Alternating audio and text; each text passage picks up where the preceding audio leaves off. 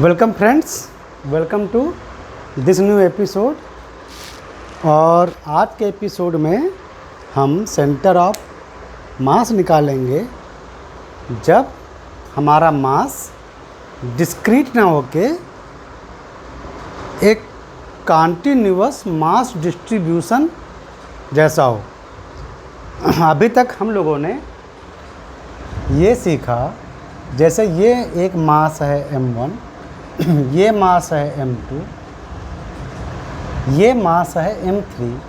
ये तीनों मासेस अलग अलग हैं, ठीक है, ये तीनों मासेस अलग अलग हैं। और एक अगर इन मासेस के जो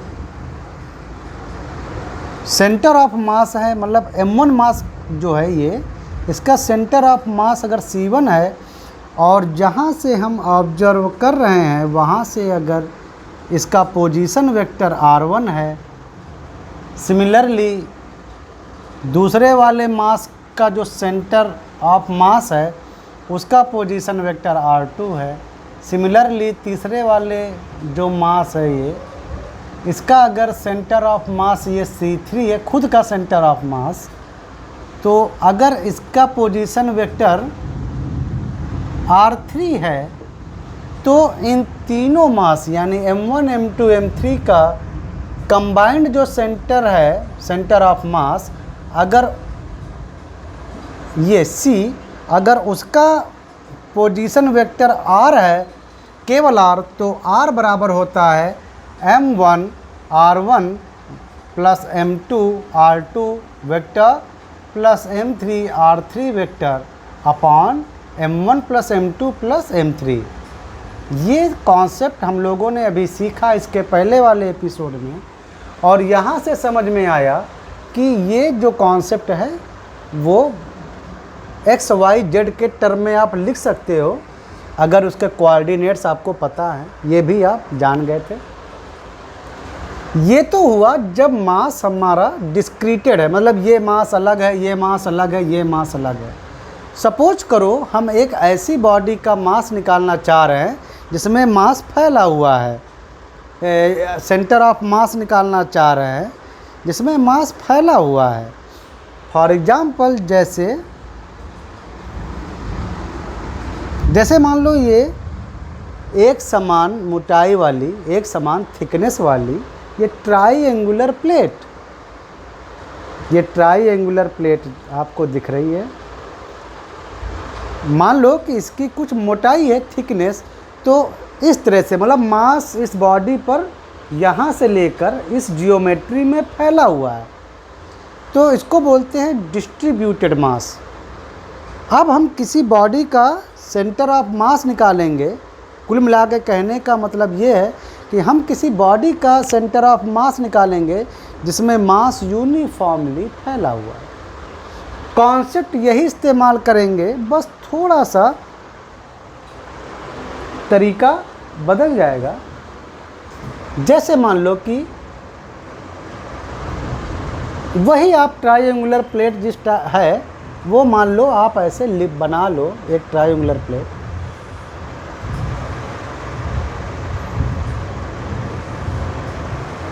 अभी हम ट्राईएंगुलर एग्जैक्ट की बात नहीं कर रहे हैं, जस्ट आपको हम शो करने का, जस्ट आपको समझाने के लिए हमने ये ट्राईएंगुलर प्लेट ले लिया है। आप कोई भी शेप ले सकते हो, ऐसे ऐसे ऐसे ऐसे ऐसे, कुछ भी ले सकते हो। ये मास मान लो कॉन्टिन्यूसली इस पर फैला हुआ है, ये भी फैला हुआ है, ठीक है। मतलब मास इस पूरी जियोमेट्री में डिस्ट्रीब्यूटेड है। कहने का मतलब सिंपली ये है। क्या करो,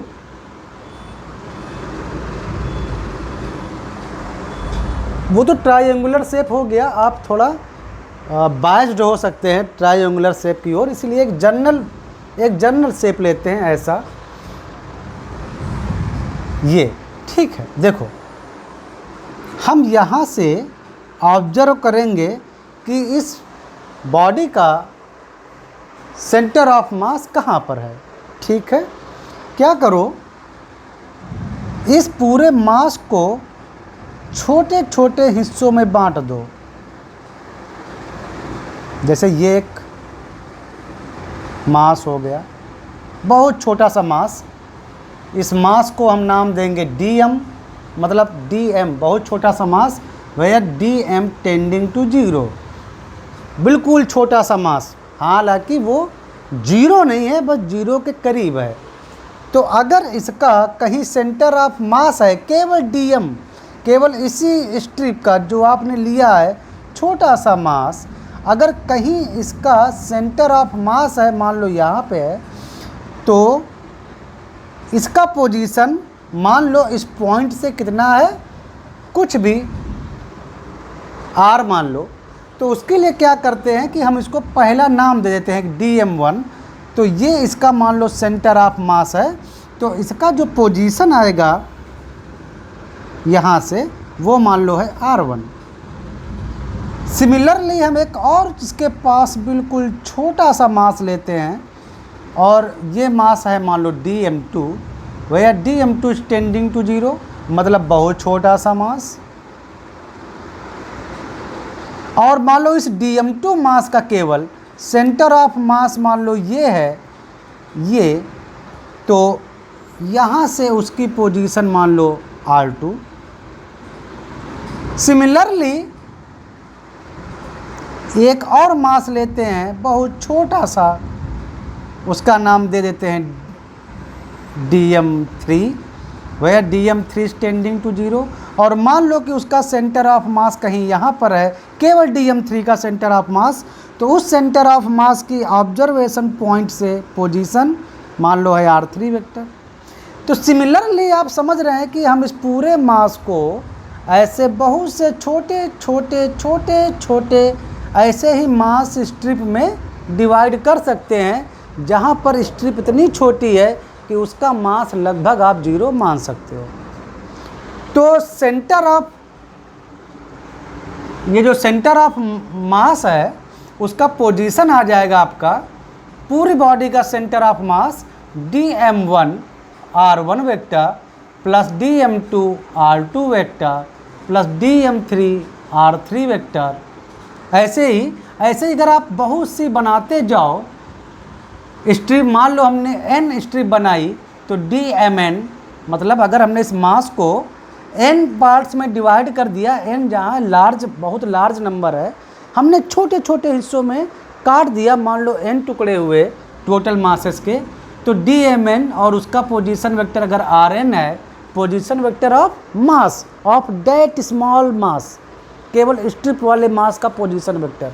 ये जो r1 r2 r3 जो लेते हैं, ये एक्चुअली उन्हीं छोटे छोटे मास का स्वयं का, यानी उनके सेल्फ जो सेंटर ऑफ मास है उसका पोजीशन है, डिवाइडेड बाय dm1। बिल्कुल इसी कॉन्सेप्ट का इस्तेमाल करेंगे, dm2 प्लस dm3 सारा मास का सम, यानी पूरे मास का सम। देखो जब बॉडी डिस्क्रीट होती थी तो आप इसको लिख सकते हो sigma mi ri vector upon sigma mi, या sigma mi ri upon total mass. जब सिस्टम हमारा डिस्क्रीट होता है, यानी जब डिस्क्रीट क्वांटिटी ली जाती है तो सिग्मा लगाते हैं। अगर 3 है तो i इक्वल टू 1 से 3, मतलब 3 बॉडी का किया जा रहा है। अगर n बॉडी होती तो i equal to 1 to n, ऐसे। लेकिन जब कॉन्टिन्यूअस बॉडी होती है तो सिग्मा नहीं लगाते हैं, तब लगाते हैं इंटीग्रेशन। यहाँ पर जो मास हैं वो आपस में जुड़े हुए हैं, मतलब dm1 dm2 dm3 dmn, मतलब ये सारी जो हमने छोटे छोटे मास स्ट्रिप ले रखे हैं वो डिस्क्रीटेड नहीं है, मतलब अलग अलग नहीं है, वो आपस में चिपके हुए हैं, यानी डिस्ट्रीब्यूटेड मास। इसको बोलते हैं कॉन्टिन्यूअस डिस्ट्रीब्यूटेड मास। जब ऐसे टाइप के मास सिस्टम को बोलते हैं कॉन्टिन्यूअस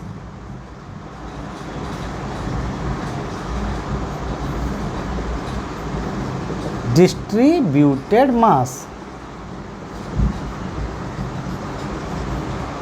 और ऐसे सिस्टम को बोलते हैं डिस्क्रीटेड मास, जो कि आप ऑलरेडी पढ़ ही रहे हो ये है कंटिन्यूअस डिस्ट्रीब्यूटेड मास, मतलब मास जो आप लेंगे वो ऐसे मानेंगे जैसे आपस में चिपके हुए हैं, आपस में कंटिन्यूअस हैं ऐसे। तो ये ऐसी जगह पे यहाँ सिग्मा नहीं लगाते हैं, मतलब अलग अलग नहीं जोड़ते हैं, इनको केवल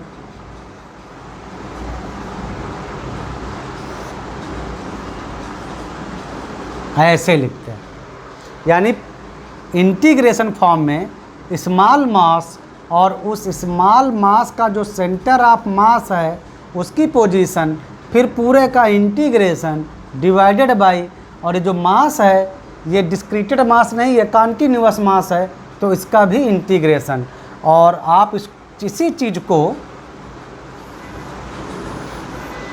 इसी चीज़ को बड़े अच्छे से लिख सकते हैं, सेंटर ऑफ मास की position equal to integration RDM upon capital M। जब आप ये सारा मास जोड़ोगे तो क्या आ जाएगा, पूरी बॉडी का मास यानी कैपिटल M, पूरी बॉडी का मास। तो ये है आपका सेंटर ऑफ मास का पोजीशन किसी कंटिन्यूअस डिस्ट्रीब्यूटेड मास सिस्टम के लिए, सेंटर ऑफ मास का पोजीशन है। आया ये इसी कॉन्सेप्ट से है, आपने अच्छे से देखा, आया ये इसी कॉन्सेप्ट से है, बट कंटिन्यूअस मास डिस्ट्रीब्यूशन अगर सिस्टम है तो वहाँ पर ये सिग्मा ना होकर, मतलब अलग अलग ना जुड़कर एक इंटीग्रेशन फॉर्म में आता है। समझ में आया? अगर आप पोजीशन वेक्टर को, मैं थोड़ा फैन बंद करता हूँ, बहुत तेज,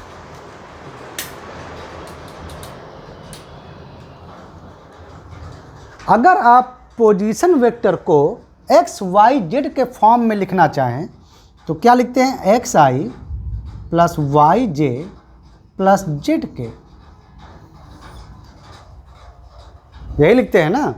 तो ये आपका ये सेंटर ऑफ मास का जो आपका आएगा पोजीशन वेक्टर, तो यानी सेंटर ऑफ मास को अगर आप एक्स बार से डिफरेंट मतलब प्रेजेंट करना चाहें, क्योंकि हमने सेंटर ऑफ मास को अभी तक बार ही लिखा है पूरे लेक्चर में, तो आप एक्स आई ये सेंटर ऑफ मास का पोजीशन वाई जे प्लस जेड के, ये देखो अगर सेंटर ऑफ मास जो है पूरी बॉडी का मान लो ये है ये, और इसके कोऑर्डिनेट एक्स बार वाई बार और जेड बार हैं, तो एक्स तो आप RCM यानी सेंटर ऑफ मास का पोजीशन लिख सकते हैं, x bar i plus y bar j cap plus z bar k cap equal to integration of,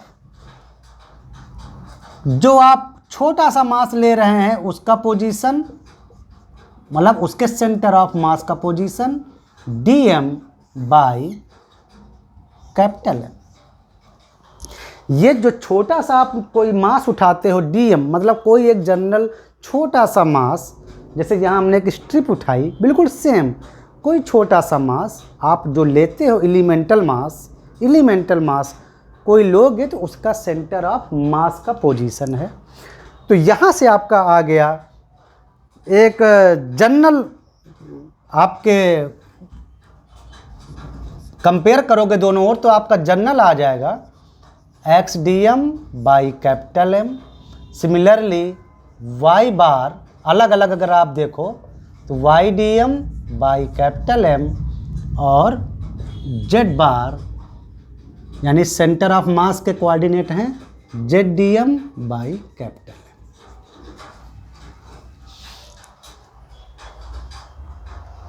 इस तरह से हमारे सेंटर ऑफ मास की पोजीशन निकाली जाती है अगर मास हमारा डिस्ट्रीब्यूटेड बॉडी है, मास एक हमारा एक डिस्ट्रीब्यूटेड बॉडी है, या कह लो जो बॉडी हमारी है वो एक डिस्ट्रीब्यूटेड मास सिस्टम है। ठीक है, तो बहुत आसान चीज़ है। इसका जब हम लोग आपको अब हम क्या करेंगे, अब हम आपको एप्लीकेशन लगातार देंगे तो आपके कॉन्सेप्ट और क्लियर हो जाएंगे। ठीक है, आपके कॉन्सेप्ट और क्लियर होंगे। तो अब ज़्यादा आप लोड मत लीजिए, इसी जगह इतना ही सीखिए, आगे मिलते हैं नेक्स्ट एपिसोड में, ताकि आपको समझ में आए, ज़्यादा प्रेशर मत लीजिए। ठीक है।